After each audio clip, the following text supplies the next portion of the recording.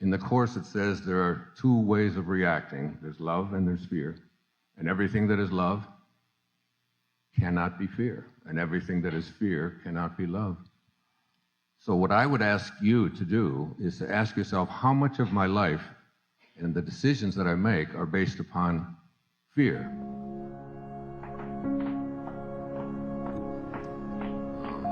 I have been reading a great teacher from Bulgaria whose name was Peter Dunov. Peter Dunov was a man who talked about a different kind of love. He said there are basically three kinds of love. One is human love, and human love is a love that changes and varies. So this is a love that I love you, but you came home late, and you forgot Valentine's Day, so I don't love you so much. And it's constantly changing. I love you, I hate you, and all on and on it goes. And then there's a love that he called spiritual love, which is a love that never changes, but it does vary. This is the love that I can only define as the love I have for my children. I have 8 of them, and it really doesn't matter what they do or how they behave, how they conduct themselves. The love is just there. Having 8 children, I know that it varies. Sometimes it's a little stronger than others, but it's always there. And then there's a love that Peter Dunov spoke about, which is a love that he calls divine love. And this is a love that never changes. And this is a love that never varies. And this is a love I aspire to. Jesus is quoted as saying that when you make the two one, then you can enter the kingdom. The opening line of the Tao Te Ching, a book that I studied and lived and wrote a whole series of essays about, the opening line of the Tao says, the Tao that can be named is not the Tao.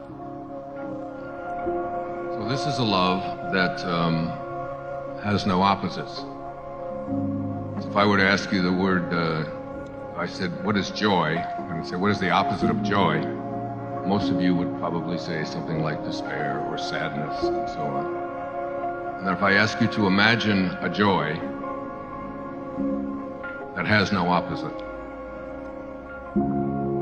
it's just joy. Or if I were to ask you, what's the opposite of love? We could come up with many antonyms to love. Try to imagine a love that has no opposite. That's all there is. Nothing else can come up. Shakespeare, in one of his plays, said, I think he said it this way, my crown is in my heart, not on my head, not decked with diamonds, nor Indian stones, nor to be seen. My crown is called content. A crown it is that seldom kings enjoy. That kind of love is the love I aspire to.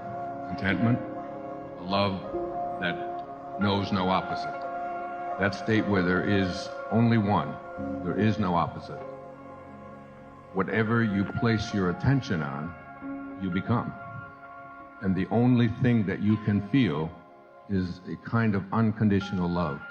So for me, as I aspire, it is to live a love that has no judgment, no criticism, no condemnation towards any of God's creations. If we could get the fear out of our hearts and just come from a place of no judgment, no criticism, no condemnation towards any of God's children, we could live what Shakespeare was speaking about. We could just be content.